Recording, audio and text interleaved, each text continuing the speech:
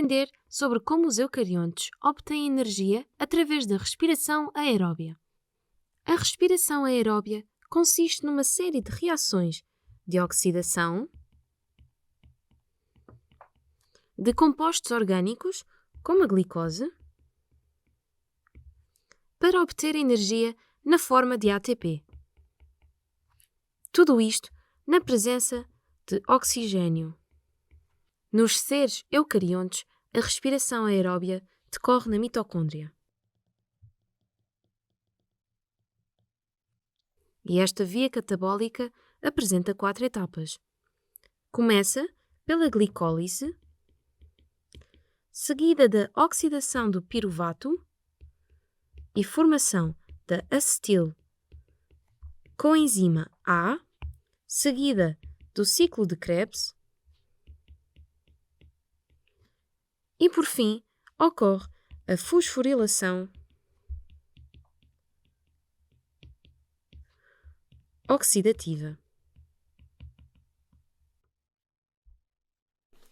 A glicólise ocorre no citoplasma e é independente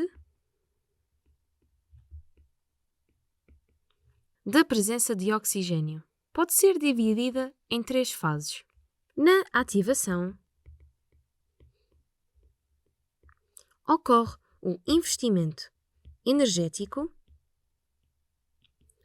de 2 moléculas de ATP, que vão fosforilar cada uma das extremidades da molécula de glicose, que é uma hexose, e vão possibilitar o início da sua degradação. Na separação,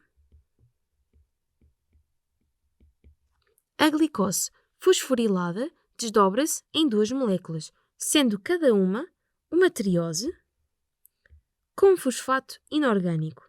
Por fim, na fase de rendimento,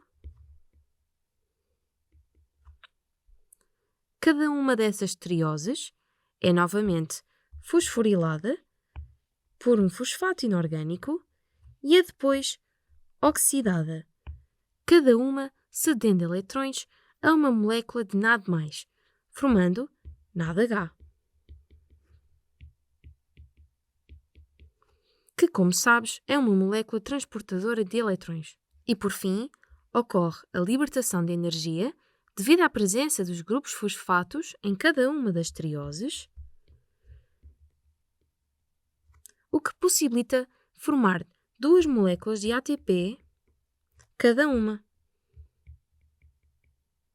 E o produto final são 2 piruvatos. E assim, na glicólise, uma molécula de glicose é oxidada em 2 piruvatos, gastando-se 2 moléculas de ATP e produzindo-se 4 moléculas de ATP e 2 moléculas de NADH. Para a oxidação do piruvato e a formação da acetilcoenzima A, é necessária a presença de oxigênio e o piruvato é transportado do citosol para a matriz mitocondrial. Aí, o piruvato sofre 3 transformações. É oxidado, cedendo um eletrão a uma molécula de NADH, formando NADH, é descarboxilado,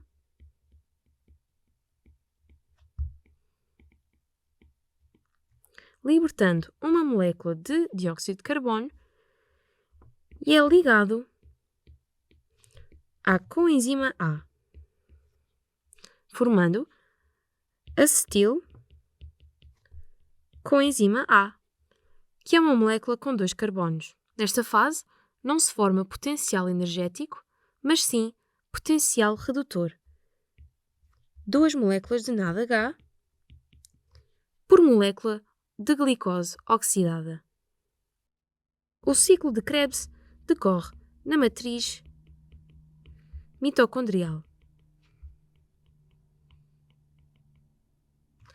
onde cada ciclo inicia-se com a ligação da acetil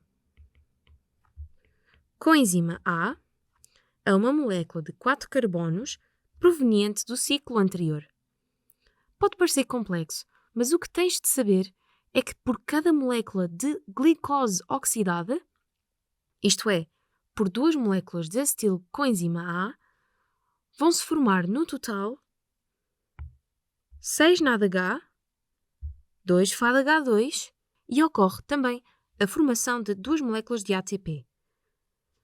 Além disso, são libertadas moléculas de dióxido de carbono.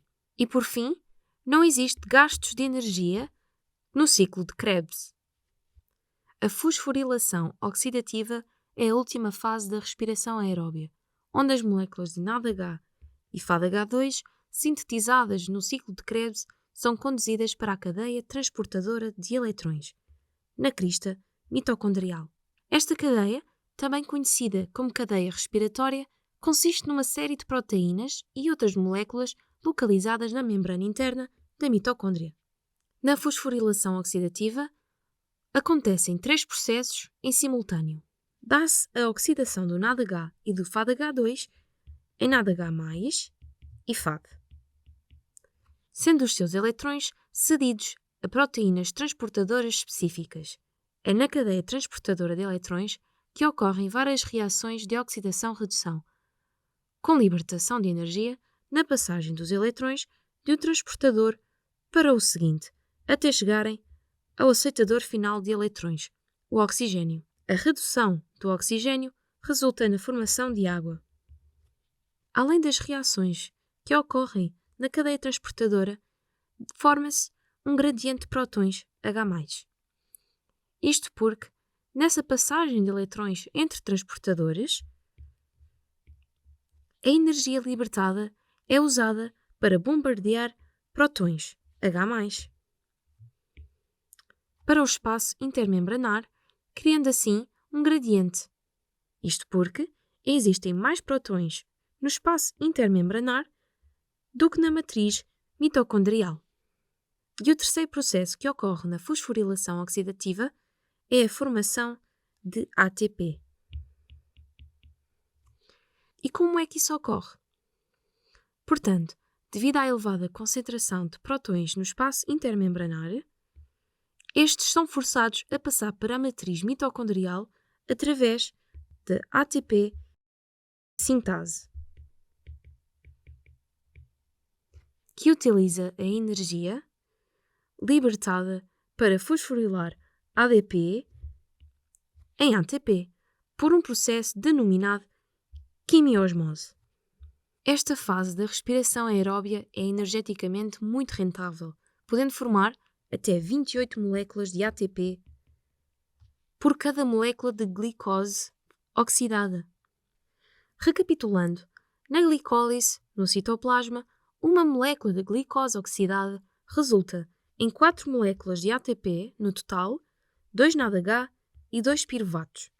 Já na mitocôndria, a formação da acetil-CoA pela oxidação do piruvato forma 2 moléculas de NADH. A incorporação de 2 moléculas de acetil-coenzima A nos respectivos ciclos de Krebs formam no total 6 NADH, 2 FADH2 e 2 moléculas de ATP.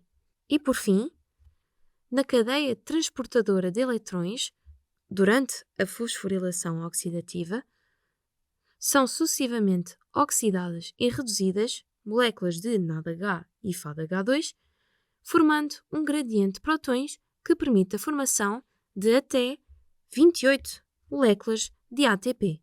Desta maneira, ficaste a saber no que consiste a respiração aeróbia. Não é assim tão complicado, pois não? Bom estudo e até à próxima!